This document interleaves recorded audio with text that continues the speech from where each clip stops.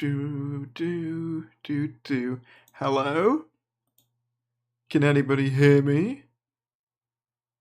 Hello, I forgot to close my door, so give me 1 sec, I'm gonna do that now. Entertain yourselves while the people come in. Give me 1 sec, I forgot to do that.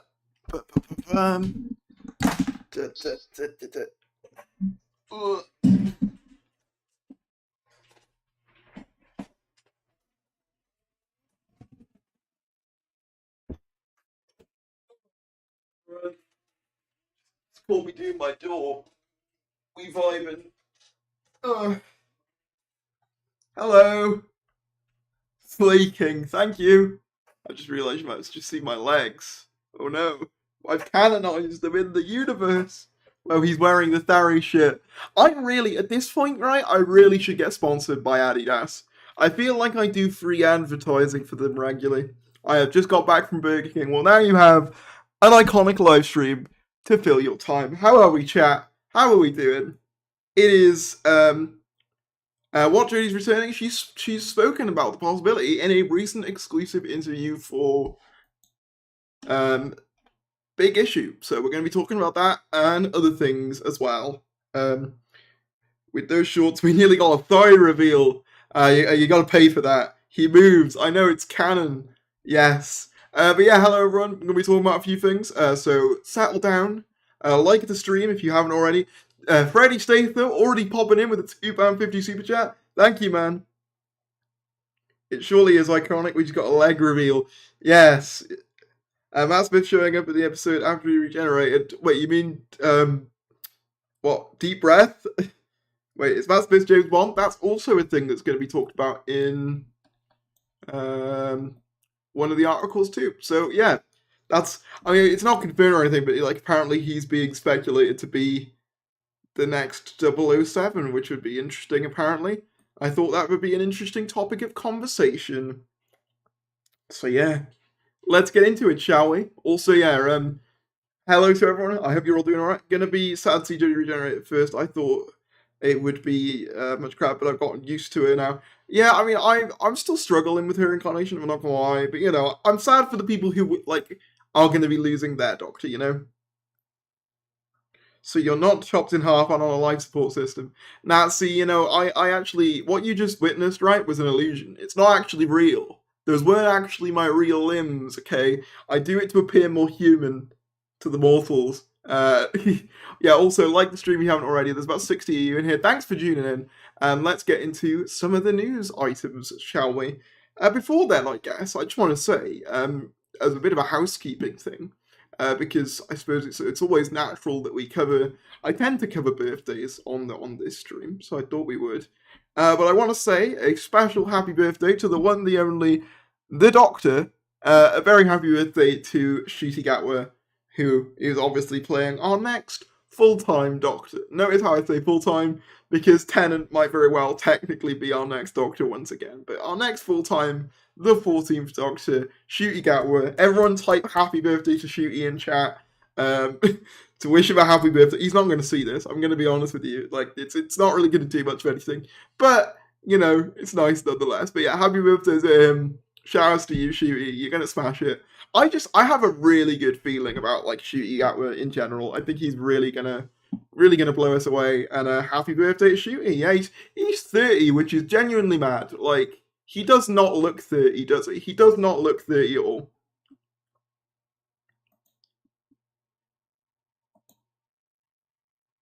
I thought he was younger to yeah, I did too. Like, it's because he plays like a teenager. He has like a deceptively young face. Like, he can play a 30-year-old, and like he can play a 15-year-old at age 30. It's mad. Damn, Doctor Who, Marvel, Game of Thrones, and Bond. Matt almost has a full house in Acts Bingo. Yeah, that's true. That's true if the Bond thing goes through. But yeah, let's get into some stuff, shall we? So, Jodie Whittaker, the exclusive Doctor Who exit interview. This was by Big Issue. I saw this, I think it was made today, actually. And, like, obviously now that we're heading towards the end of the era, we're getting but tons of exclusive interviews marking the end of the era. And this is, I think, probably one of Jodie's final interviews now that we've had Doctor Who magazine. This is with Big Issue, and it says, After an eventful 5 years, Jodie Whittaker is leaving Doctor Who. In an exclusive interview, she reflects on achievements and regrets. And then it says, I'm doing just fine. I just need to keep a better diary. Jodie Whittaker forgot all about her planned interview with the Big Issue ahead of her last episode as the star of Doctor Who. But fear not, we tracked her down. I should have to come up with a really cool excuse, like some rock and roll thing I was doing, but alas, no, Whittaker says. One of the best things about doing Doctor Who is that was that I knew where I had to be every day. I knew I'd be in every scene, every single day, all the time, for a whole year. So I never had to write anything down. Now I'm on maternity leave. I'm a lady of leisure in absolute chaos. Doctor Who is so many things to so many people, but when Whittaker first found out she would be taking on the role from Peter Capaldi back in 2017, she admits just a role, a big one, but nevertheless, the Doctor was just the latest role in a fine career that had begun in earnest with Venus opposite Peter O'Toole in 2006, continued via brilliant contrasting performances in The Night Watch for the BBC and cult film hit Attack the Block, before her central role in Broadchurch, which became the most talked about show of 2013. Was that official? Was that? Okay, interesting. I mean, that makes sense. It was everywhere. Whittaker knows better now. It's so much more than a role. It's a world. And it's the most exciting world to be in, she says. After an eventful 5 years for Whittaker, for Doctor Who, and for the wider world, she is leaving the series. That makes this an exit interview. So yeah, basically this goes over like numerous things about like her exit, including they talk about RTD2 and Ncuti and stuff. So stay tuned for that. Also, if you are just joining the stream, feel free to like, comment, subscribe, all that good stuff. There is only 8 more days till Power of the Doctor comes out. That is correct. It's actually mad how quick it's coming now. But yes, carrying on. When Jodie Whittaker talked to Big Issue ahead of her debut episode, When We Fell to Earth, she said, inclusivity and hope, that is what I want to bring to Doctor Who. So it feels right to ask about how she feels she fared in those metrics. I suppose I can't take much credit for it, because that is down to the writing, she says. But that was the overriding feeling of the Doctor I wanted to bring, and I feel I was given an opportunity, and that this show, at this time, represents everything I wanted it to be. Whittaker's opening series took us to big moments in history, Demons of the Punjab, history lesson in the partition of India, a reminder of the death toll and refugee crisis that followed, an intensely personal story for Yaz, and then Rosa Parks as well. Whichever angle you look at it, racism is horrific and wrong. So to me, that's not political, that's fact, Whittaker says. It was amazing to bring that story to a younger generation that might not have done it at school, or might know who Rosa Parks was, but not the details. You never want to appear as if the Doctor is getting credit for something that has nothing to do with them. It's actually real people in history, but Rosa felt special to all of us. There was plenty of hope in Jodie Whittaker's series finale. The Battle Around Screw of Collars. As for a favourite moment from her time in the TARDIS, Whittaker reflects on the inspiring monologue from that episode. Interesting. I have heard some praise for that monologue, but I can never remember what's in it, to be honest. It sums up everything about Doctor Who and was delivered beautifully. It's a beautiful speech, bookended with travel, hopefully, and I love the idea that the universe is just there for the taking, says Whittaker. As humans, let's live like that. We are limited to adventures on Earth at the moment, but who knows in 20 years, and even if not, metaphorically reach for it, travel with the open-heartedness. Jodie wears her heart on her sleeve. It's all in her interactions, and it's only magnified on the screen.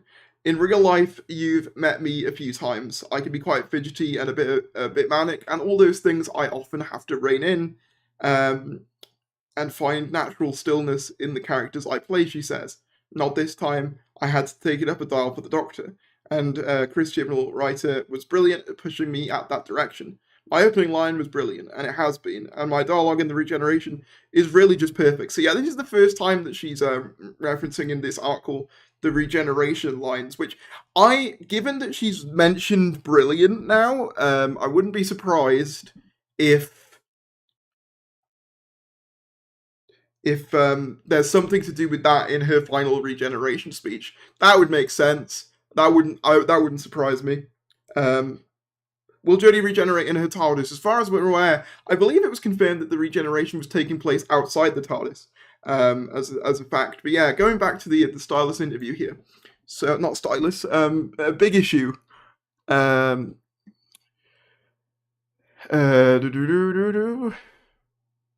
Chris has really married the optimism with the loneliness and the sadness that comes with having such hope and then such loss as that hope is dashed. I didn't know it was going to emotionally challenge me so much. Back to the exit interview. Has she felt supported in the role? 100%, a million percent. Any regrets? None. I would have loved it if my last season had been me, Mandip Gill, John Bishop, plus Bradley Walsh and Tosin Cole. Wow, an even bigger TARDIS team.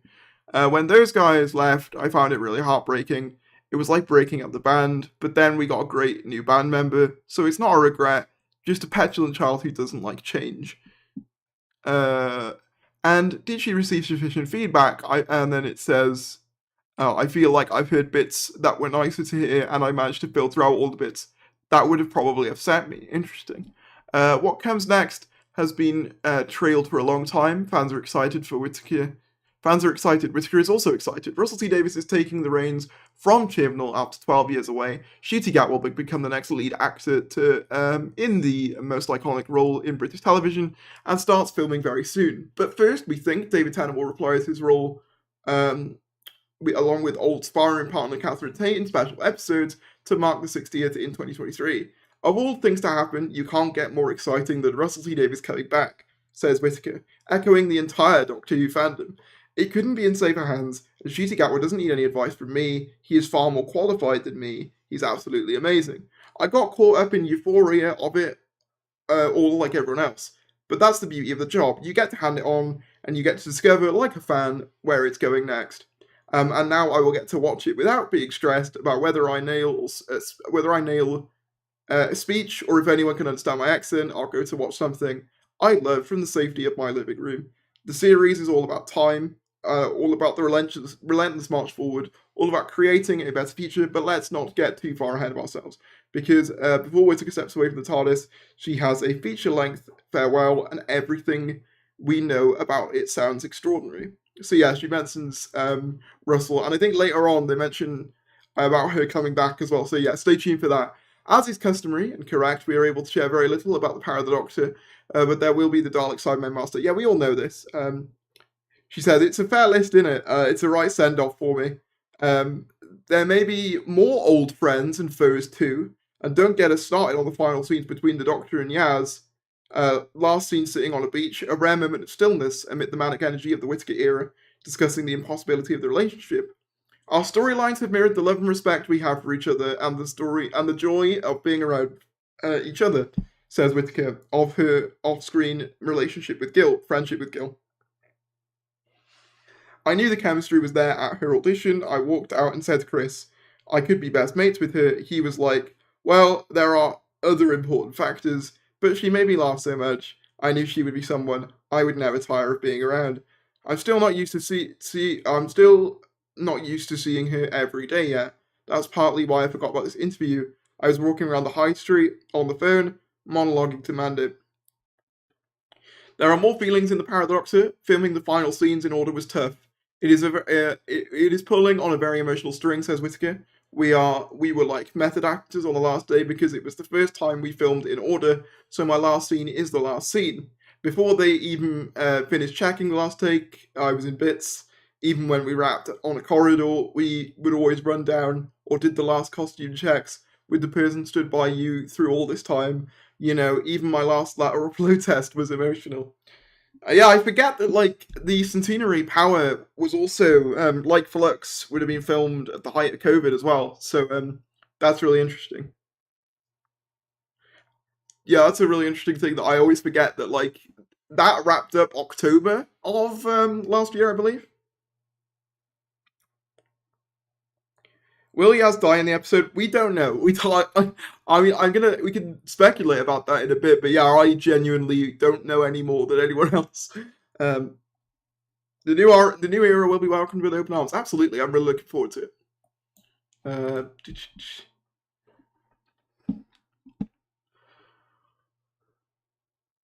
The day after Jodie Whittaker shot her final scene, she was on the Graham Norton show. Okay, so this was before.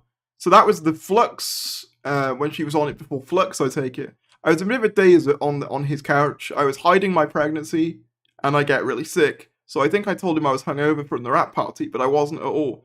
I was much more professional than that. I was really sick and hiding it. Then Coldplay got me up on stage while they sang. I thought I was either going to cry with joy or vom down myself and be publicly humiliated. Safe in the knowledge that the future is bright, fans are hyped, and ready to give a generous, celebratory reception to Whittaker's finale. I've had the excitement of Ncuti being cast, but still, at this moment, even though I don't get to put the coat on, I am still the Doctor. And this is really, and that is really emotional for me because I've loved it so much in a way that's completely unexpected. I just couldn't believe that I could enjoy something so much. For some fans, there has been something nagging. There's been some nagging feeling that some of the sharpness in writing and plotting left during the end of Moffat's tenure, and the way the show moved around the schedule to A New Home on Sunday evenings, and the loss of the Christmas episode in favour of New Year episodes felt like downscaling of ambition and lack of confidence. Audience figures suffered. Okay, interesting that they mentioned that. I wasn't expecting that to be brought up. But Whittaker brought empathy to the role, less solitary genius, more of a team player with a rich humanity that contrasted nicely with Peter Capaldi's more alien interpretation. And as the first woman in the role, Jodie Whittaker broke vital and overdue new ground. So what's next? It's a funny one, isn't it? If you're a guy, there is nothing to worry about being typecast. But for me, I was lucky. I will never be in a situation that this feels repetitive. So I suppose anything that fills me with any kind of top of a roller coaster feeling that this did when I started, that excited feel full adrenaline. That is what I'm looking to do next. But it doesn't have to tick a box. It could be contained emotional drama set in one room that could bring the same feeling, excite me in the same way as something epic and dystopian and cross-genre. And to those of us who would love to see her one day tackle a Russell T Davies script, maybe some of that famous hope she is fond of. Final question in the exit interview. Could you ever imagine returning to the fold? And then it says, I know this is the end of my tenure properly, Whittaker says, pausing, fighting to hold back another upsurge in emotion, then laughter. But I'm clinging on for dear life, and I do keep saying that if Russell ever wants me, I would come back. I'm already vying for a walk-on part. I'm not trying to annoy anyone, so I will get asked back. And then, yeah, that's where it concludes. So she seems very keen to return under Russell T Davies, and I genuinely would be interested to see, what like he would do with them, or what Big Finish would do with the 13th Doctor as well. Yeah. I mean, in terms of Ruth, is it airing a week tomorrow? Yes, it's airing a week tomorrow. Power of the Doctor airs a week tomorrow. Yeah, it's actually kind of mad how quick it's coming along. Also, there's 118 of you watching. If you have enjoyed the stream up until this point, feel free to leave a like on it. Let's get to 100 likes, shall we? Let's do it right now. The only character I think they might be killing off and maybe cry. The only character I think them killing off might make me cry is Ace, and I doubt they kill her. I really hope they don't. What's the goss, boss? We've just gone over one of Jodie's final interviews with The Big Issue. So if you missed that, feel free to scroll back on earlier in the live stream. We're going to be talking about a Matt Smith James Bond rumor of all things next, followed by there's an interview with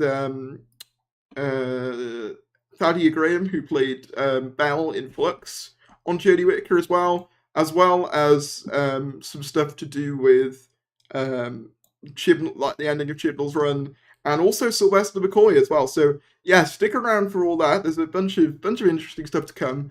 So feel free to like if you haven't already. No, Tharies, I've not been enjoying the stream. Well, leave. No, I'm joking. That's surreal. Yeah, 1 week tomorrow. Ace better not. I don't think they'll kill off Ace. They won't kill off Ace. I would be really surprised. Oh, I haven't seen it. No. Oh, wait. No, I haven't seen it. Thomas Dixon. Yeah, I was lucky to see the press viewing, but saw no regeneration at the end. I'm aware that the regeneration wasn't shown. Death count is pretty low for a Doctor Who ending. Oh, interesting. Yeah, loving the stream. Thank you. Much appreciated. Also, if you do enjoy the content and you want to help out the channel, feel free to super chat if you can. Not required, but obviously, difficult financial times. Any support is really appreciated. Thank you again to, let me check who super chatted before, to Freddie Stather for the £2.50 super chat. Very much appreciated. You didn't actually say anything. We aren't talking about leaks, are we? No. This is just articles. It's just articles. Just news articles.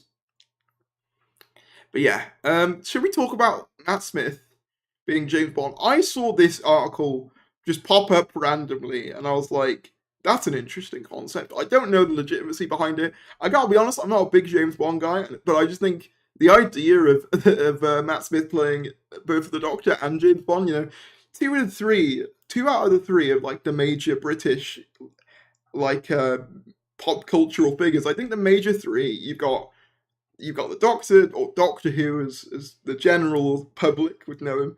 You got Doctor Who, you got Sherlock Holmes, and James Bond. Those are the three, I think, the pillars of British fiction. Some would argue, I guess, Harry Potter, but Harry Potter hasn't been about for like years. So I'd say the three that are constantly getting reinvented and are relevant: the Doctor, and plus, yeah, Harry Potter doesn't really get reinvented. It's kind of just one thing. Whereas like Doctor Who, Sherlock, and James Bond, they're all constantly being reinvented, which is why I think they sort of outlast a lot of other franchises. Star Wars isn't a British franchise. That's an American franchise. Robin Hood, yeah, yeah, Robin Hood, I guess, but I wouldn't say Robin Hood is as popular as those three. I don't know. So yeah, let's read that. So it's 007. Could Matt Smith be the next James Bond? Yeah, I don't know what the basis for this was, but I'm interested to read it. When franchises collide, odds on the okay, so it's a odds thing. Okay, odds on the 11th Doctor actor Matt Smith playing the next James Bond have recently been slashed, fueling rumors that he'll be the new 007 when the long-running film series reboots. Bookmarks William Hill slices odds from 40 to 1 to 20 to 1 this week, likely due to Matt Smith's surge in popularity after starring in a lead role, Daemon Targaryen in Game of Thrones spin-off House of the Dragon, something I still haven't watched but need to. Tony Kenny said, head of sponsorship at William Hill, said, the recent success of House of the Dragon was bound to shake up the Bond market, but Matt Smith seeing the odds half for the role is clearly a major shift, one that's worth paying attention to given the keen fan backing. He's of the right age to take on the role and has proven he's a diverse and talented actor, and he's no stranger to taking on a iconic British character either. Yes, as we mentioned, Doctor Who. Matt regularly played the Doctor between 2010 and 2013, making a brief cameo appearance in Deep Breath. Meanwhile, Daniel Craig played the iconic MI6 agent created by Ian Fleming for 2006's Casino Royale. I always forget how long that Daniel Craig was doing it for. Until 2021's No Time to Die. The production team is reportedly still looking for his replacement, but he's said to be going in a new direction with the franchise. Interestingly, Matt isn't the only person who appeared in 11th Hour to be in the running for Bond. Tom Hooper, who played Get a Girlfriend Jeff in Doctor Who, was previously 3 to 1 favourite, but his odds have now fallen to 25 to 1. I can't see that. Could you see Matt Smith as the next James Bond? Would it be cool to see him as the face of another major franchise? Or you do think someone else would be a better fit? I'll say this, it would be weird seeing him as the face of another major British franchise, but having said that, I wouldn't be opposed to it. I love Matt Smith, anything he could get. Obviously, the betting thing is never like a sure thing. That's just that's just basically glorified speculation, I think, the betting stuff. Like, you could say it has some, more legitimacy, but I don't know. I feel like they speculate about as much as we do. But I don't think I'd mind. It would just feel weird having him play another, major British role. The Doctor and James Bond. He could only, if he did Sherlock as well at some point, he'd have done all three. In fact, I believe when Stephen Moffat was casting for Sherlock and Doctor Who, he initially, I think, initially Matt Smith auditioned for Sherlock, or something like that. He had him in mind for Sherlock and was like, oh, do Doctor Who. So there is a timeline where he could have ended up being Sherlock Holmes instead of the Doctor, I think. He's a bit of a womanizer in a weird sense in both Last Night in Soho and As the Dragon, so he's proven he's got the attractive side of Bond. Yeah, there's this weird trend on Twitter of making him out to be unattractive, and I personally don't get it. Matt Smith was good in The Crown? I'm sure he was. I haven't watched season 1 of The Crown, which is the one that he's in, I believe. I've only seen the most recent season of The Crown with Gillian Anderson as Thatcher and Princess Diana. That's the only one I've seen in terms of The Crown. I've not seen the other seasons. I kind of skipped to that one because I thought it was the most interesting, and it was quite good. So, yeah.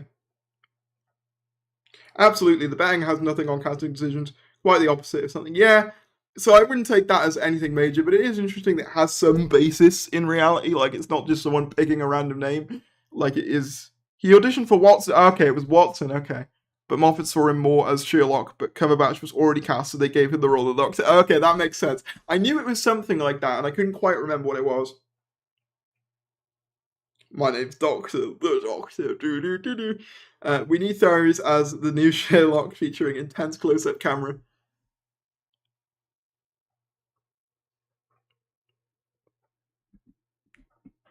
How's that? I hope that made you uncomfortable. You asked for that.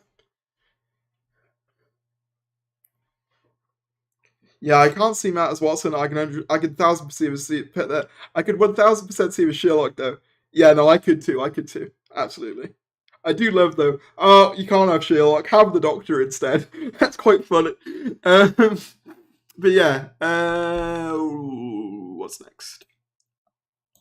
So yeah, I don't really know much about what this next article is about, so it'll be a surprise to me. But naturally, as we get close to the end of this era, like everyone's being interviewed. So Thadia Graham, who plays Belle in Flux, had an interview. This was an exclusive interview with RadioTimes.com. As I said, there's normally a lot of like interview snippets that are passed about between like Radio Times and stuff, but like both the big issue article that we read earlier, as well as this Radio Times one and the two Radio Times one we're reading, are both exclusives as well. So there's a lot of sort of Doctor Who exclusives around the time an era ends, just revealing all about the era, which I always find really interesting, no matter what your thoughts on the era actually are.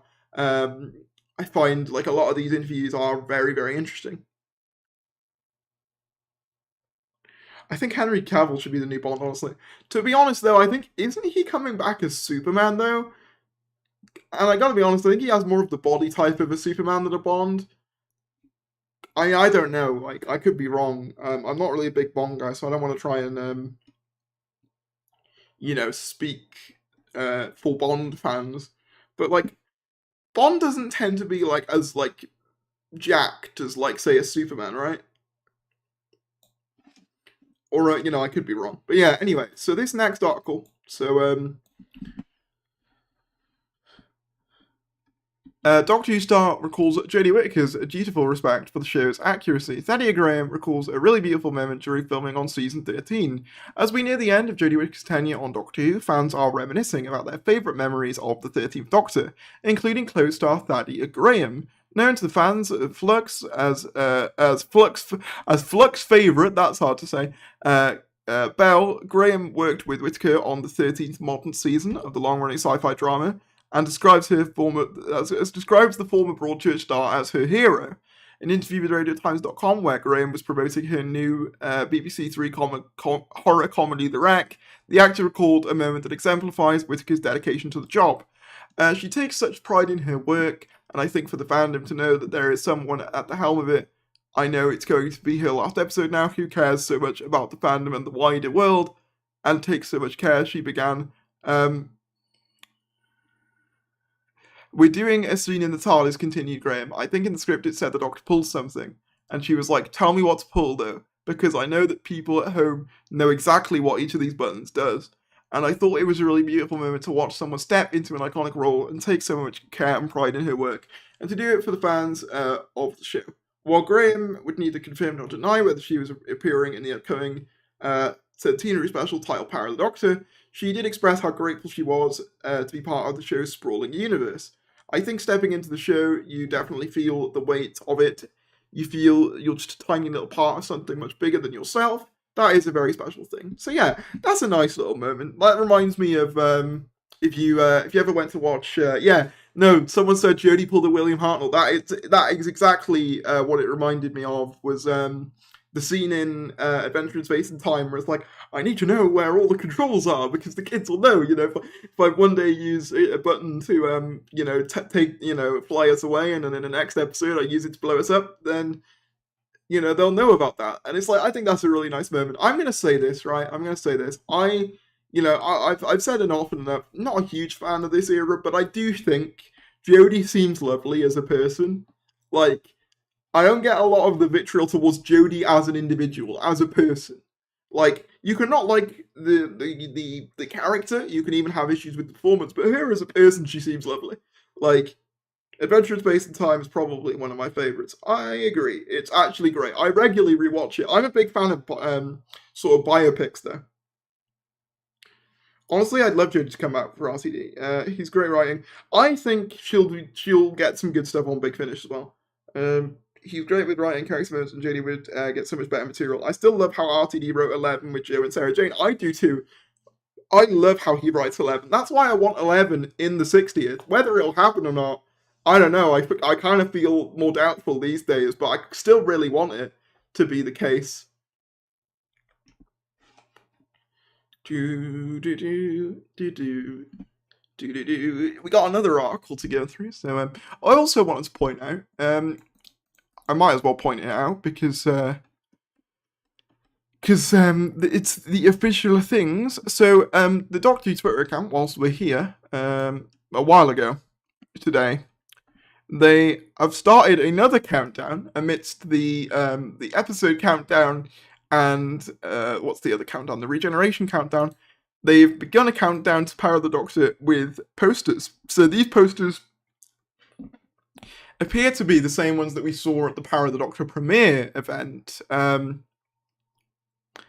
would be amazing in the 60th, even as just a small cameo. I agree. But yeah, so we had this one of Dan with the spacesuit. Again, he's only ever in this spacesuit, and I think what's interesting is, if I can find it, hold on. Friend of the channel, Bad Wolf Archives, pointed out, was it Bad Wolf? Or was it William Who? It's one of the two. Let me just double check. No.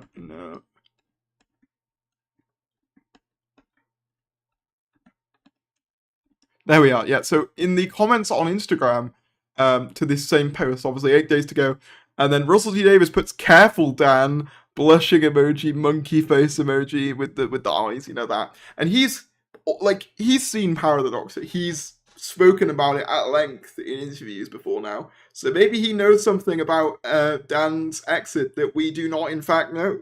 You know? Also, yeah, if you are just tuning in, we got 66 likes, 130 people watching.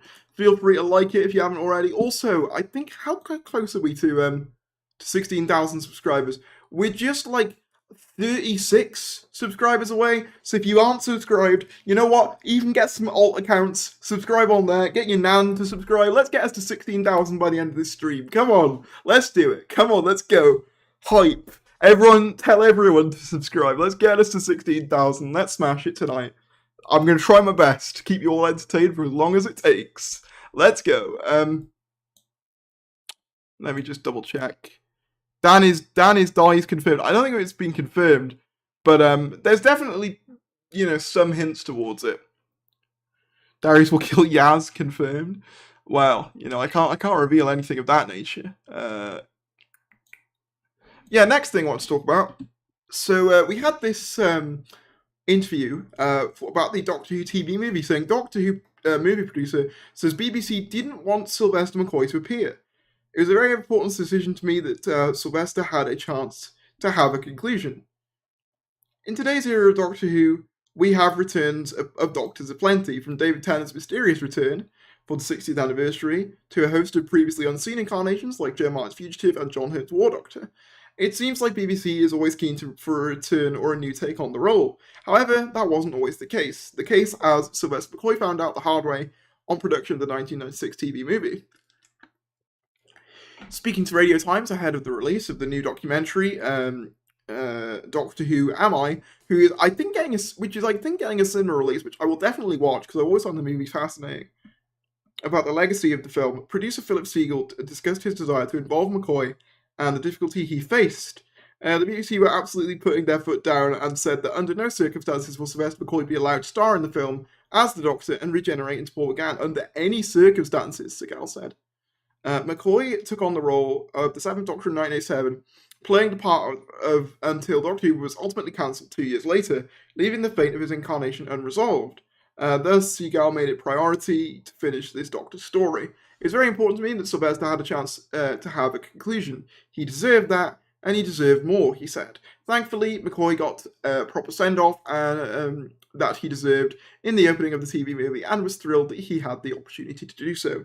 Though he did not film the reveal, what had happened to the Seventh Doctor's companion Ace, Sophie Aldred, who likewise made her final appearance in 1989, Doctor Who's feature-length episode Power of the Doctor is also set to revisit that character after 3 more decades.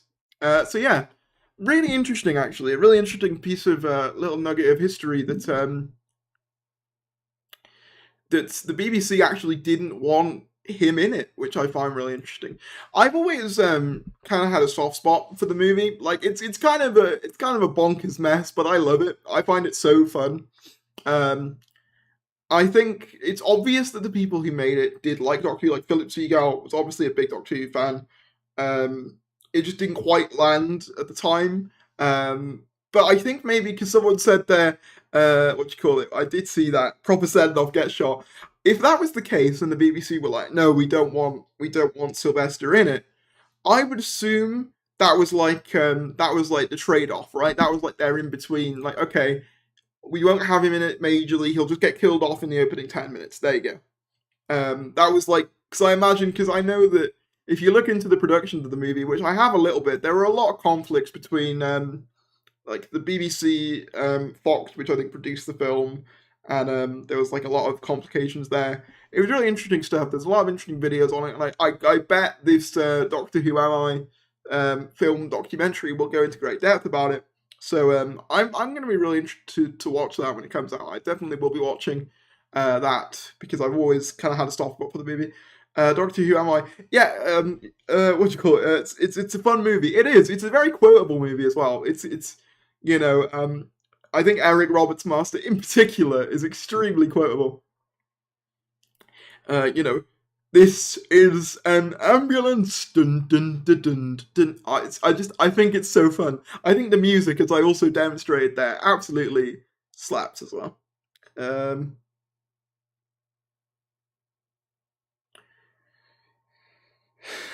They gave Sylvester a minute of screen time per his height. Call me master. Yeah, that bit's weird. It's like call me master. Okay, master, come back to bed. Ugh. I like that he plans everything, but he never predicts getting shot. But it needed more time with him. Yeah, I love Seven. I think I've said on live streams actually that Seven is my favorite classic Doctor. Speaking of which, I wanted to highlight this funny little escapade on Doctor Who Twitter earlier today. So Sylvester McCoy, the official account, basically, someone made a joke tweet saying, quote, Rihanna has said that Sylvester McCoy's Seventh Doctor is her personal favourite version of the character. He's just very small and it makes me laugh, she tells Variety. I would like to pick him up and throw him. So someone made up this quote, and then Sylvester McCoy, bless him, quote tweeted it, saying, well, I just think that's really funny. I also want to point out, I don't have much of a strong opinion on this because I don't know the whole context. But if you're aware of the Van Gogh painting incident with the soup recently, I don't have a strong opinion on it right now because I don't know much about it, frankly. But I wanted to highlight this very funny video by Paulie Age 2 that I just think is very funny. Actually, I might get claimed. So I might not show it. No, basically what it was combining the scene in Vincent of the Doctor with that incident, and it was just very funny. But I won't show it in case of copyright, but shout outs to him for that.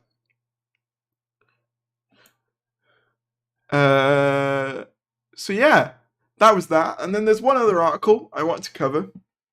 16K, wait, did we make it? Did we do it? Oh my god, we made it! Nice, thank you all. Only just 16,001. There we are. Hang on, I'll just. Wow, you guys really did just make. You really guys just did get everyone to subscribe. Keep subscribing. Let's see how far we can push it. Did we do it? That's epic. That's really cool. Thank you all so much.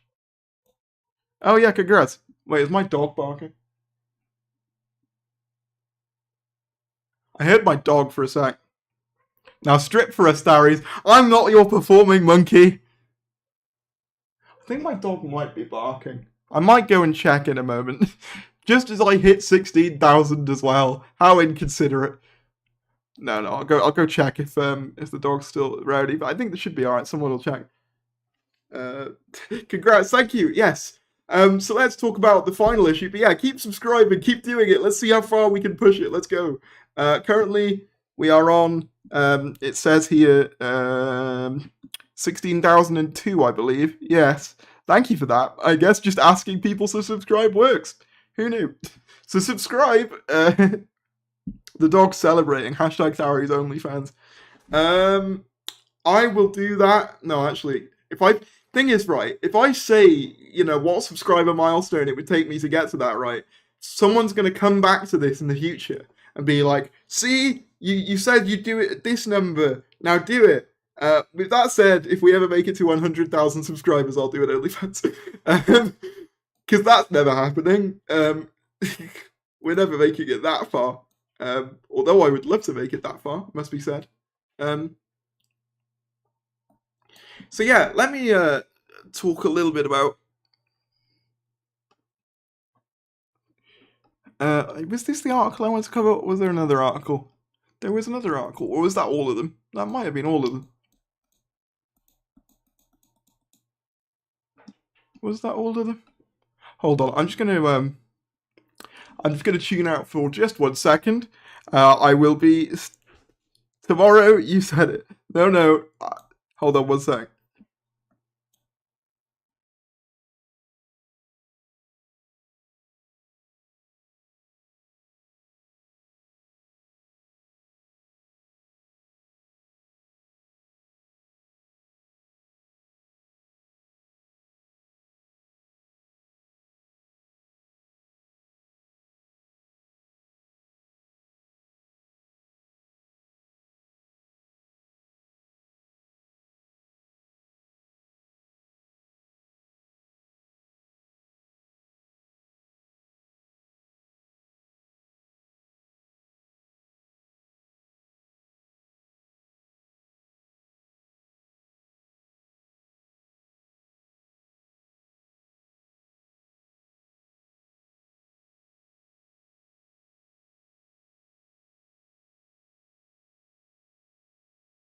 There we go. I just had to sort out the dog. Sorry for leaving you with the black screen. I should really come up with like a coming back soon thing. But I'm back. So hopefully you didn't all leave too quickly. He hit 16k and then retired. Yes, I used you for my ultimate purposes. No, I am sticking about. I want to vibe in the chat for a while, and just chill out. Yeah, does anyone have any questions? Because those are the main... 16k was just too much for him to handle. Does anyone have any questions? Because that was the main articles I wanted to go over today. As far as I can tell, anyway. There might be some more. Let me double check. I feel like I've missed something, but... Also, can I point out as well, so they've been doing these posts on the Doctor Twitter account where it's like, each Doctor has had these little murals, you know, with like their dates of being the Doctor. And their final words. And I just love, for the 6th Doctor, you have, oh, carrot juice, carrot juice, carrot juice, carrot juice, carrot juice, as like a serious final quote.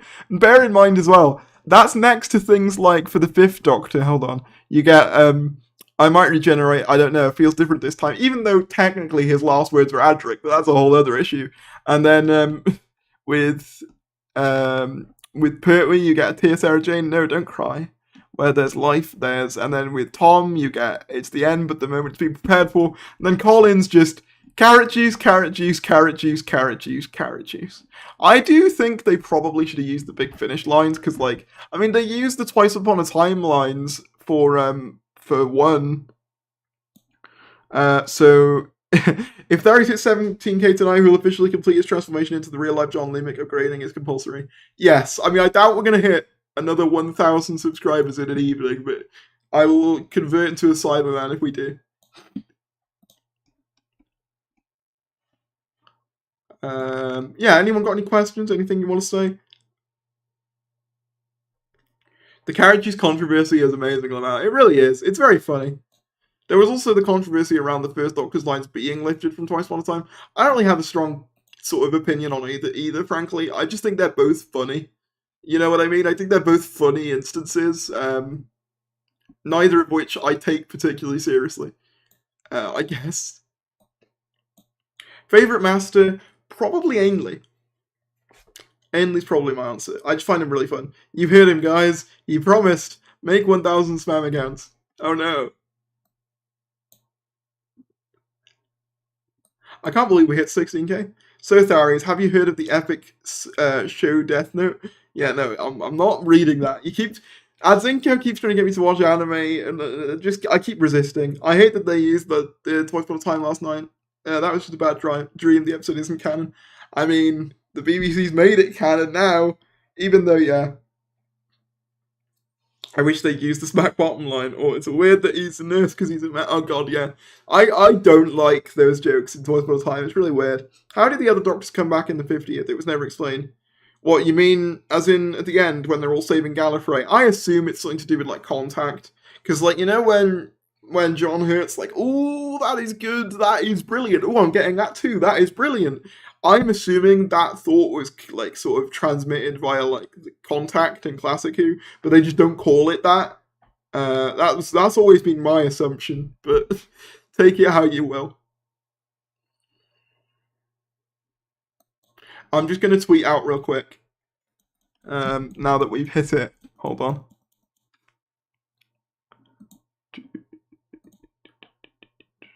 I'm going to tweet it out. I'm going to tweet out thank you for 16k subscribers.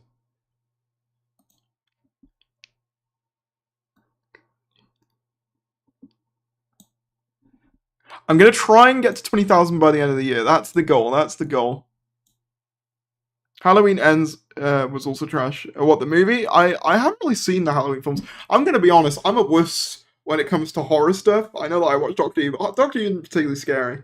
But I'm very easily jump scared. I know that JXC has actually been getting me to watch Haunting of Bly Manor with her, and I've been managing pretty well, to be fair. It is a great show. I would recommend it to anyone who hasn't seen it. But yes, I am very easily jump scared. So I'm just going to put up, thank you all.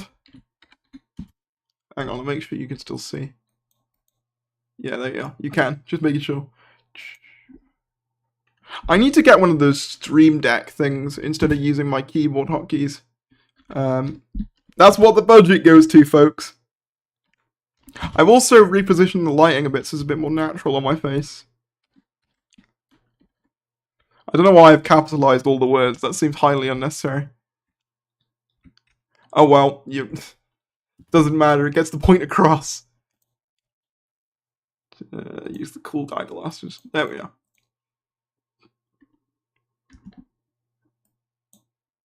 I just come back. Congrats on 60k. I remember when 10k was a big goal. Well done, Darius. You're killing it, mate. Thank you, guys. Thank you all so much. It genuinely means a lot. Have you watched the new Quantum Leap? I haven't. Is it any good? The thing I don't really understand is how did the Master come back in Spyfall? Did Missy regenerate, or did the Master? Is it the Master from the past? Honestly, with the Master, you've kind of just got to accept. Like, I've just sort of come to accept that they can just come back whenever now. Like, it doesn't really make a lot of sense, but they kind of just do. Just pop up. Like, whenever they're just like completely dead, they always manage to survive. It's just a thing. Would you like to see the Valiant return? And if so, Darius, what are your thoughts on him or her being in the 60th with Neil Patrick Harris? I wouldn't want Neil Patrick Harris to be him, just because I think it's almost definite that he's the toy maker at this stage. But I wouldn't be opposed to the Valiant coming back, provided they had a good story for him. I remember in the comics, I think they made the Valiant. They made the Meta Crisis, the Valiant, which I don't know how I feel about, but I guess it's an interesting way of doing it. Darius, when I was born, 10th Doctor regenerated the day I was born. Oh wow, that makes you. How long has it been? 2010. About 12? That's. Congrats, mate, on 16k. Thank you. I wasn't born when Doctor Who was airing. 2003 was when I was born, so there wasn't any Doctor Who when I was born. Or at least not for another 2 years. It got a lot of hate, did it? I've not seen it, so I cannot comment on that. But yes, thank you all for 16k. I wasn't expecting us to actually hit it today, really, because I knew that we had about like 40 odd subscribers to go. I wasn't convinced we were gonna hit it all in one stream, but thank you anyway.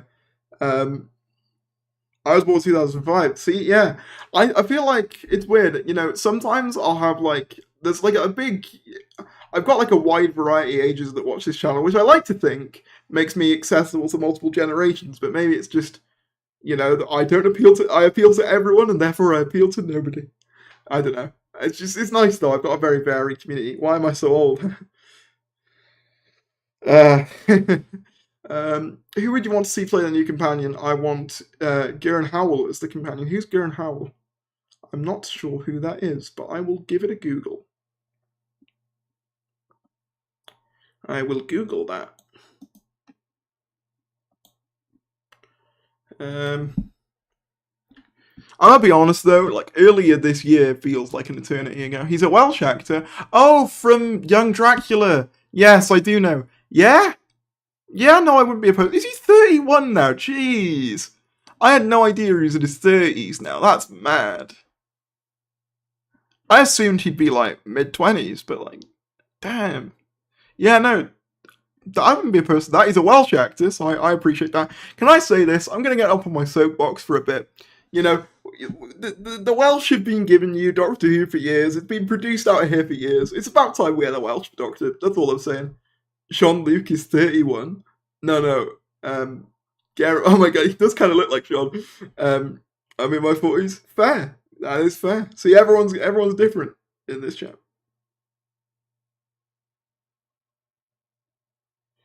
I like your DVDs. Thank you. That's all I'm in the side. I don't use them a lot because I tend to just use BritBox these days. But we need a Welsh Doctor ASAP. I love how everyone's just putting their age now. That feels weird.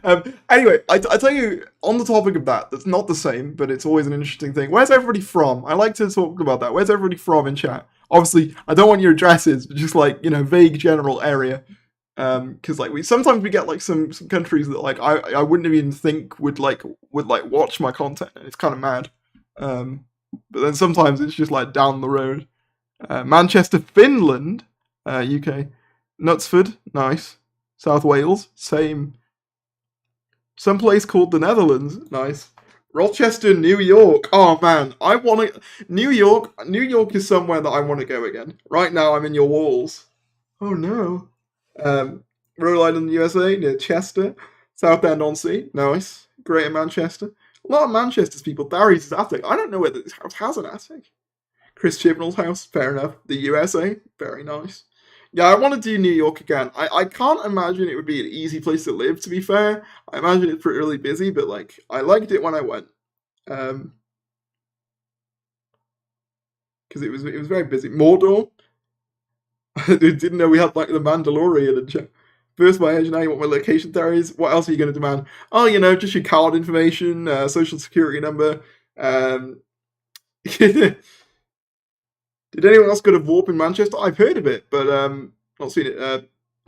Bidford, upstate New York is nice. Then just get a train into the city. Nice. Mum's maiden name, yeah, that's another one. No, I don't want any like actual details. You know, you can keep it as vague as you feel comfortable. First pet's name. Yeah, basically, I want all the details that I would need to be able to go past all your security. No.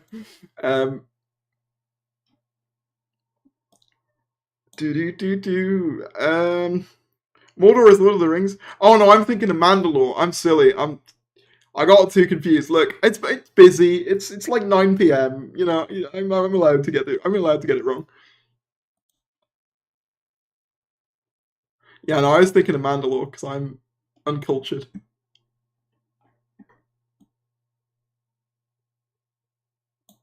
To be fair, they do sound similar. In my defense, they sound similar. Which actor did Ncuti Gatwa steal the audition from? We don't know. I doubt we'll ever know, to be fair. Do you think Kate Stewart will die?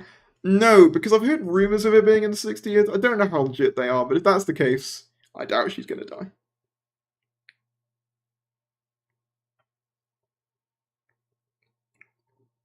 I come from Wales and was born the same year as Doctor Who was, 1963. Nice! Were you born before Doctor Who came out or after? So, like, after November? Were you like a late baby, or were you like, like before November? Because then you would predate Doctor Who, technically. Kate Stewart in the 60th as a Cyberman. You know what? They could. Have a father-daughter reunion. They could do it. Do. What if Mr. Bean was in it? I mean, Rowan Atkinson has played the Doctor, as we know, in the comic release sketch for Queen and Country. Well, is that the bit from Doomsday? I did my duty for Queen and Country.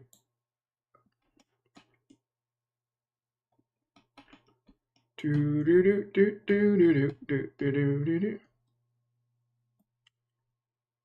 you could choose anyone to play the Doctor, who would it be? Okay, so we're talking about England. We're talking about England. If we're talking about anyone, as in like outside of like England, or just like the general sort of like media landscape. So people who like realistically would not touch the role. Oh, that's a good question. I mean, I'd love it if Richard E. Grant got a proper go at it. Like, obviously, I know he had Scream of the Shalka and the bit in Comic Relief, but like, I still think he could pull it off and be phenomenal. He would never do it though; he's too high profile now. Obviously, Idris Elba. If we're talking big names, talking smaller names, my like realistic choice would be Nicholas Hoult, who played Beast in the X-Men films. He was also, what I know him from was The Great on. I don't know what it's on originally. I think HBO, which is about Catherine the Great. It's a comedy series, and it has Sacha Dhawan in it as Orlo, her advisor. So I would say him. Who would you like to write an episode? Who do you like to write a Doctor Who episode that hasn't wrote one before? Oh, as in like a writer. Good question. In terms of like television writers, or are we talking like? That's an interesting question. A lot of the TV writers I admire are Doctor Who based, to be fair. I guess like Reece Shearsmith, something like that, would be good. Charlie Cox is the guy who plays Daredevil, right? Maybe, I don't know. I think he's maybe a bit too. What would you want to see get done with the Sony budget? What? So like we're saying like with a bigger budget, what would you like to see them do? I want more space. I want more space, less Earth. That would be nice. Bit vague, but that is one of the things I would like. More space, less Earth. I would like, maybe even just an entire series that's not set on Earth. That would be nice. Because I understand why they normally do it because of budgetary stuff. But like, if we've got the budget now, I feel like we've got the budget to do some more space stuff. I mean, if they managed it in like the 2000s, then more space and highly accurate historicals. Can I be honest, right? Even though I love history, like in school, history was like my favorite subject. I did it for GCSE, loved it. I almost did it for A-level, but I was told there was too much writing involved, and with my hands, it was like, yeah, fair enough. But with Doctor Who, the historicals have never been the highlight for me. I don't know what it is. There are a few exceptions. Vincent the Doctor is probably the main exception of being like, oh my god, this is like phenomenal.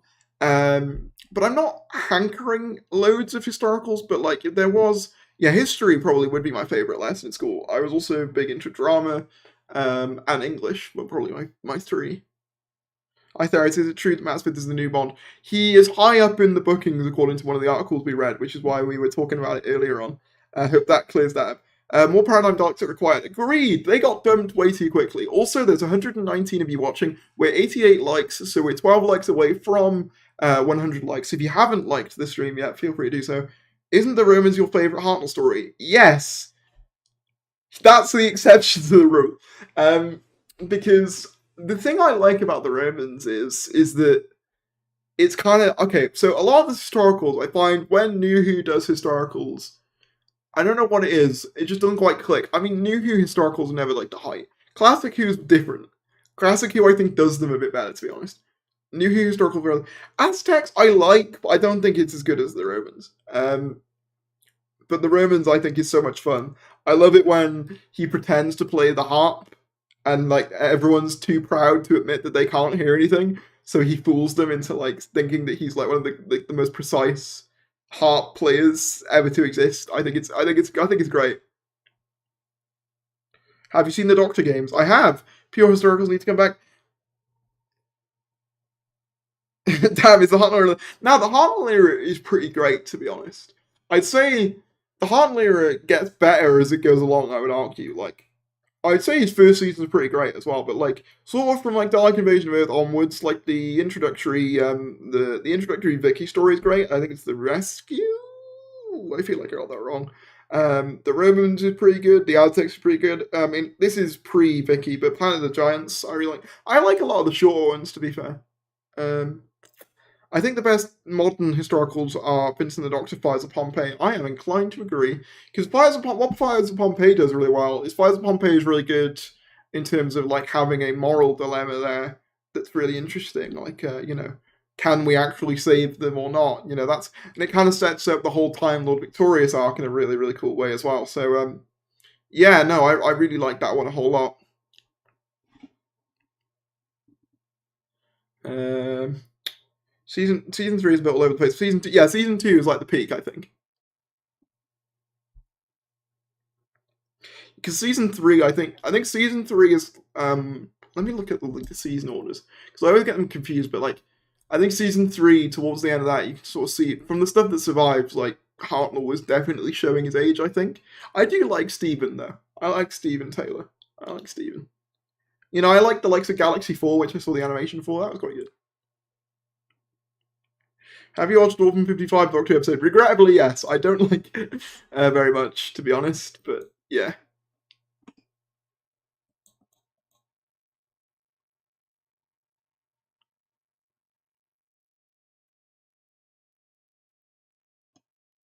Oh man, more people have suggested Richard Iowati for the Doctor. It's not gonna happen. It's been years. Leave it. It's just not happening. I think at this point, like, I don't even think he'd be that bad, but it's kind of just like he's just such like he's like the basic choice. Favorite showrunner? It's tough, really, because it's not Chibnall. Chibnall is probably my least favorite modern one.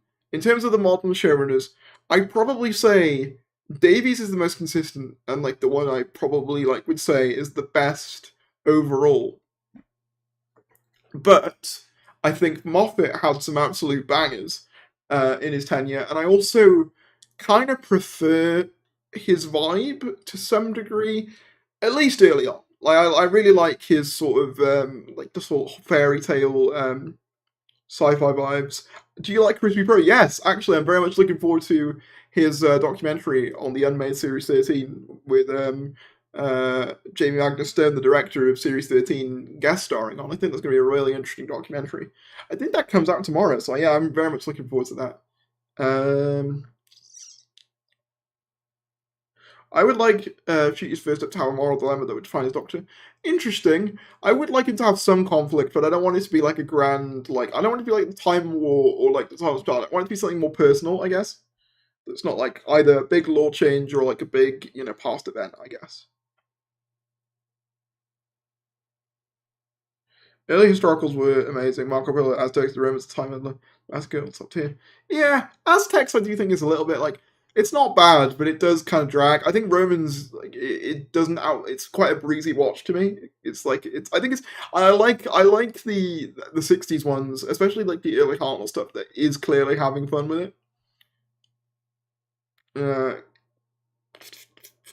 I like Brink of Destruction as well. Actually, the the one where they're all in the TARDIS. That's just because I like that's just because I like what do you call it TARDIS stories. To be fair, I also kind of like how it slowly drives them insane, and it's kind of a good character piece as well. Can the Doctor beat Thanos in a fight? Probably not. Intellectually, probably.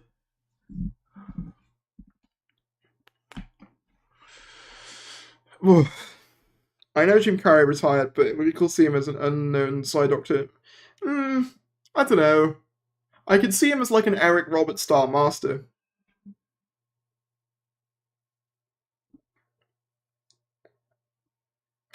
Lisa Diviny. I'm not sure who Lisa Diviny is.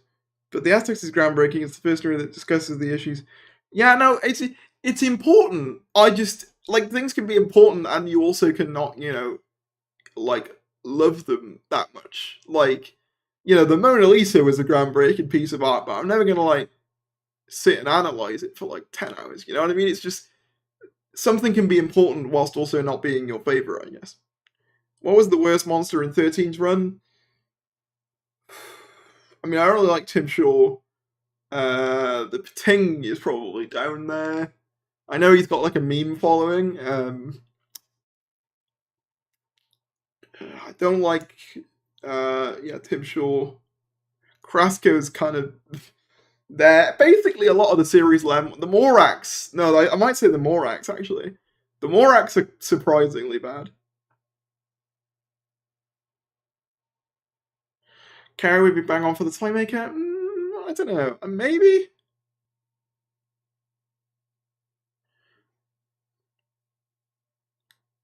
Donald Trump parody was mine.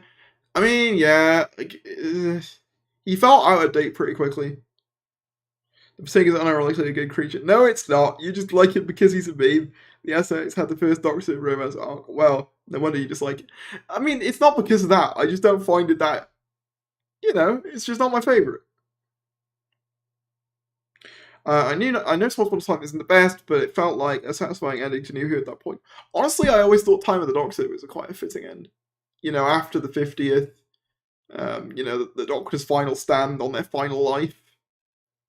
I always thought that was kind of the more natural. Like, if you did have to end it at any point, I think that would have been good. The Rags were my least favourite. Oh, the Ghost Monument. That's a fair one, to be fair. Can you really class them as villains? I know they technically are, but, like, it feels weird to class them as, like, proper villains because they only turn up for, like, a small part of the runtime, or at least it feels like that. Man, I forget what goes on in the Ghost Monument. I have been tempted to rewatch Jerusalem just because it's, like, the one that, like, I don't think I've really rewatched it properly. But equally, I really don't want to rewatch it. I didn't like the thing. If they were scary, the episode would have been better to me. Yeah. Like, I have heard a lot of praise for, like, some Demons of the Punjab and It Takes You Away and stuff, so maybe some of those would get, like, a reappraisal on rewatch, but I don't know.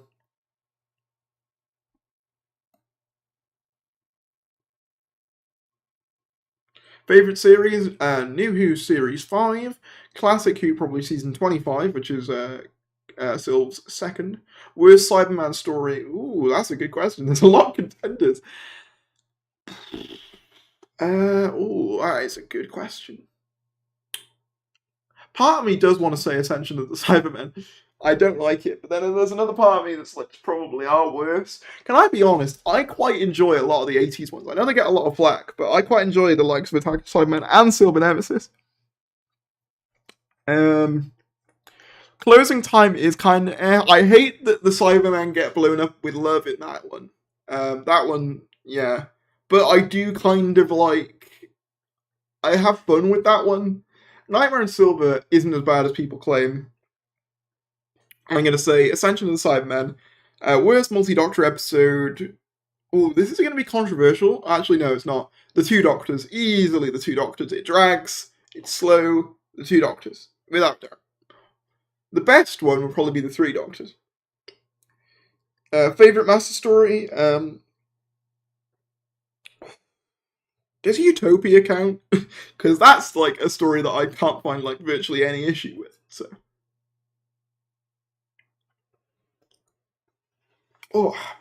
my back's feeling like Tobey Maguire again. What is the best Doctor? In my opinion, my favourite is 11, but obviously everyone has their own different one. Also, yeah, if you haven't already, feel free to subscribe. We'd very much appreciate that. We just hit 16k, which is incredible. So thank you all so much for that.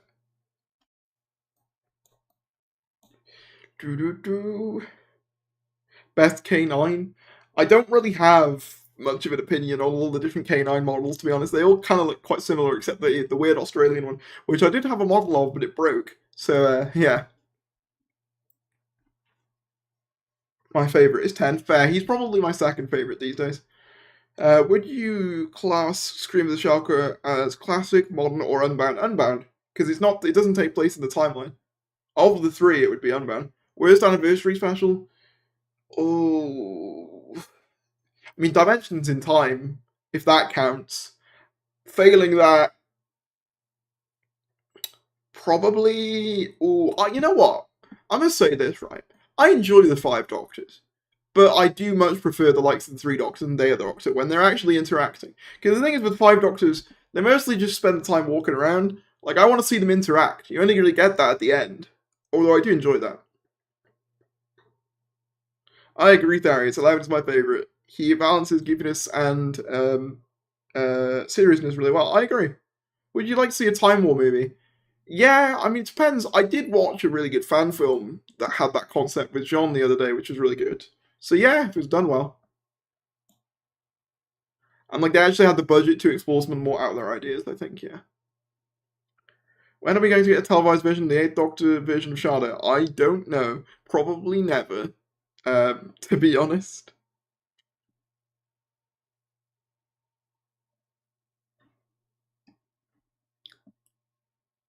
Favorite theme, as in the music or the visuals as well? Because that's an important distinction. Do you think Smith will return for the 60th? My heart wants him to. My head isn't sure. I actually love Seven. Yeah, Seven's my favorite classic Doctor. Your favorite companion in general? Oh, that's tough.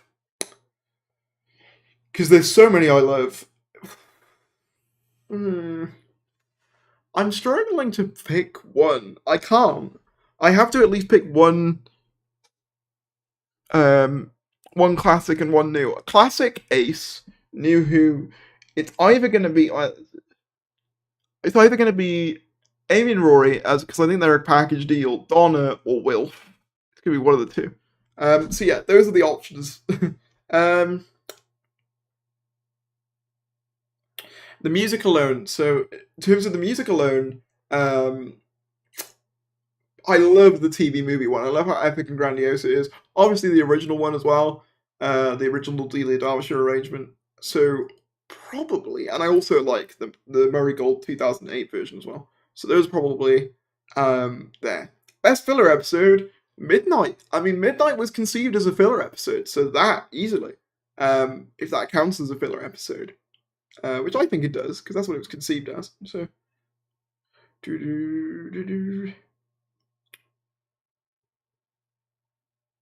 Dimension of Time is funny as hell, but not not all good. Like too cheesy. I love how in a book they did mention that was a dream, the seven hand. Yeah, I quite like that explanation. I'd love another one hander like Capaldi in Heaven Sent. Yeah, I want more Doctor. I want more companion light episodes. I want more episodes of just the Doctor talking to themselves. I would watch that, especially if it's Peter Capaldi. You know what I mean? Because I kind of hate that with like 13, you never really see her away from her companions. It's always just like they're always together, like no matter what, you know?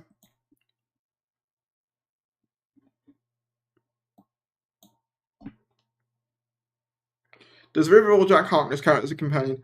Ooh, that is a debate. That is a debate. In the words of again Andrew Garfield from Moses Playman 2, that's a question. That's a question. I'm not sure. Really depends. I guess yeah, because they're in multiple episodes, they do go in the TARDIS. Yeah, you can count them if you want. I do always feel kind of weird counting them though. Do.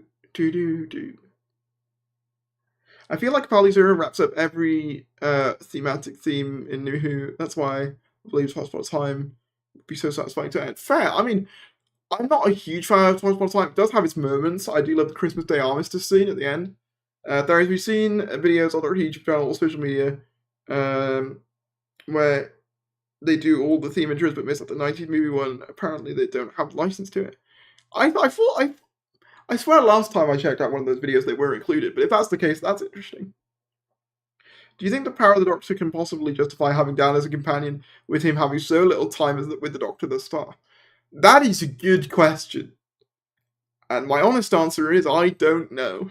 I think if he gets dropped off early and he doesn't contribute much, that'll be the point where I'm sort of sat there going, why was he introduced? But who knows? Maybe he will have a huge impact. I'm not sure. Do you think the regeneration and power of the Doctor will cut to black? Oh no, I think we're going to see who she turns into next. Which TARDIS design is your favourite in terms of the interior, the movie? Does anyone even still remember Klaus? I do remember it. I've only seen the first episode. It would be cool to see Doctor Who do a collab or fan film. I mean, there was one which I was in ages ago on Confused Adipose channel when we did last year's YouTube Rewind. Let me get it up.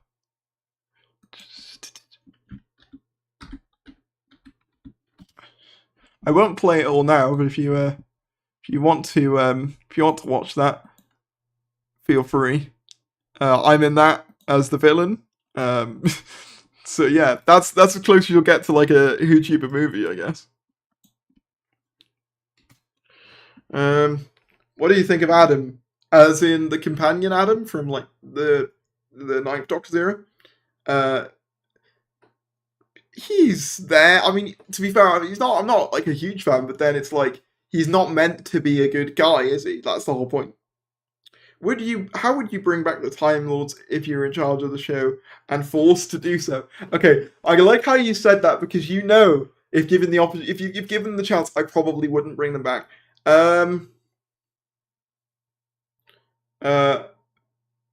If I had to bring back the Time Lords, you know what I would do? I would have. I do like the idea of them being like the TVA, where they like purge timelines they don't like, having them be these like big Orwellian things. I really like that a lot. So maybe that. I built a life-size 9 and 10 console room on my channel, so expect a YouTube fan film soon. That'll be fun. Classic Dalek versus New Doctor. So what, so you mean a classic Dalek design with a new Doctor?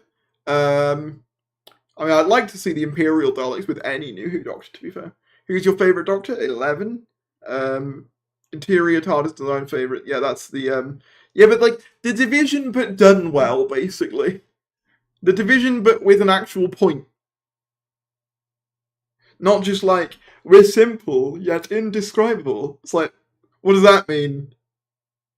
Yeah, interior TARDIS design is the movie, the wooden one, the McGann one. Favorite episode from season 5, as in Doctor Who season 5. I love so many. Probably Amy's Choice. I am a big fan of Amy's Choice. Hopefully at some point Gallifrey is going to be revived from the destroyed Say. Maybe, I don't know. Will we have an next time trailer for the 60th? I don't know. I could imagine a vague coming soon.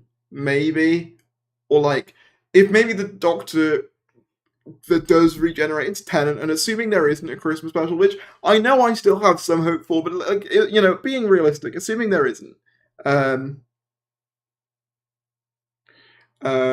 would say it's like maybe we'd have, you know, like how with Revolution of the Daleks it was like the Doctor will return in Revolution of the Daleks, the end of Timeless Children. Maybe something like that where the Doctor turns into Tennant, and then it goes the Doctor will return in 2023 or something, or the title of maybe the next 60th episode, something like that. That's basically the point of the Celestial invasion agency. They were ones who sent for to wipe out the Daleks and exist to intervene. Yeah, basically an on-screen version of that, because we haven't really seen them on screen. Are you a Marvel or Star Wars fan? Yes, I'm a much more casual Star Wars fan, admittedly. I'm a big Marvel fan, but I really fell off recently when they started doing the shows, because there's just too many of them for me to keep up with, frankly. Or Michael McIntyre is the second Doctor. That is an image. That is certainly an image.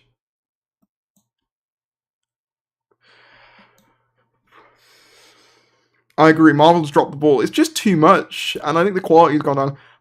Do you like Buffy the Vampire Slayer? Little confession: I haven't watched it properly. I've seen clips, but I haven't watched it properly. Gallifrey shouldn't be revived at this point, but the Time Lord should be. Fair enough. I wouldn't mind like some sort of what's the word I'm looking for? Like, I guess like some Time Lord survivors, like some scrappy survivor Time Lords. You know, like how sort of in the Obi-Wan show, using a Star Wars reference, how like there's, you know, the last few of the Jedi who are being hunted. Like you could do that with the Time Lords. That'd be quite cool.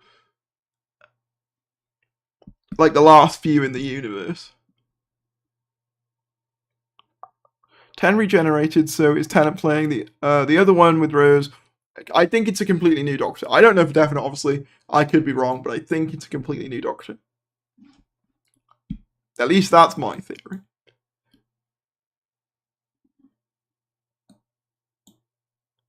Any news on the Murray Gold return?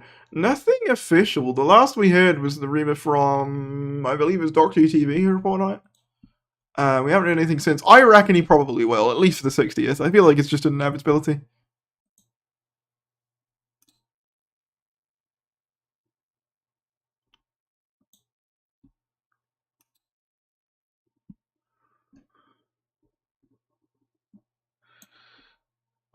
I'm from Oklahoma, and my dad got me into Star Wars and then Marvel. Then later, Dan showed me Doctor Who about 2 years ago, and I have to say it's a great show. It is.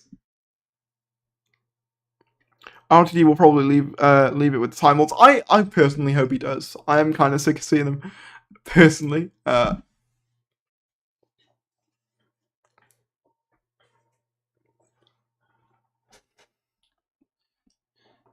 think I'm probably gonna have to wrap up in a bit because my back is just feeling really cramp. I'm an old man now. I'm an old withering man. The time, genuinely, it feels like the time between like now, the time between Legend of the Sea Devils and the Centenary feels longer than like it has since like the Russell announcement. Even though the Russell announcement was longer ago, it feels fresher than like Legend of the Sea Devils does in my head. Maybe that's because I really didn't like Legend of the Sea Devils. I don't look that old. I'm 19 now. I'm not that old. I just feel it. Disability, you know, makes me all stiff. Ugh. What new composer do you want for who? Honestly, I mean, I'm still kind of in the gold camp, but if we're going new composer, I don't really mind. I do want somebody who could do the more bombastic style that would fit Russell's writing better. Because I can't really see Russell with Sagan Akinula. I just don't think it fits. I mean, he wouldn't anyway, because I think Sagan confirmed he isn't coming back. So do you think the Master should have been brought back or left on Capaldi's two-parter? I probably would have left it, but I mean, at this point, he's back now, so yeah. Did you not forget about the TARDIS cracking plot? You mean the TARDIS destroying itself in the Flux? That got fixed in Eve of the Daleks, right? I believe the Ninth Doctor is underrated. Yeah, I disagree. I agree with that. Do you think Matt Smith would make a good James Bond? I think he'd do okay. Yeah, we were talking about that a little bit earlier. Yeah.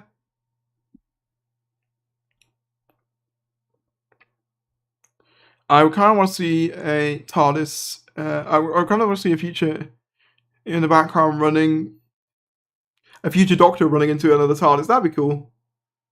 When he knows no composers other than Doctor Who, I want Murray Gold to return. Actually, if you talk about other Doctor Who composers, I wouldn't mind to see back. John Devaney, who did the movie one, is great. Alan Silvestri would be fantastic, but the thing is, Silvestri, I should say. But he's too big. Like, it's same goes for like people like, I know people suggest like John Williams. Like, there's no way John Williams or Alan Silvestri are going to be composing for Doctor Who. It just doesn't happen. Or like Michael Giacchino or something like that. It's not happening, you know?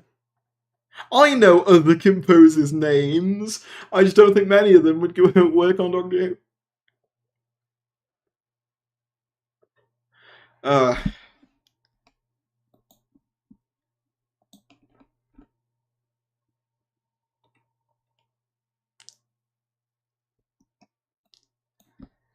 Do you think Moffat will ever return? I could see him writing a one-off in RTD2. I could genuinely see that.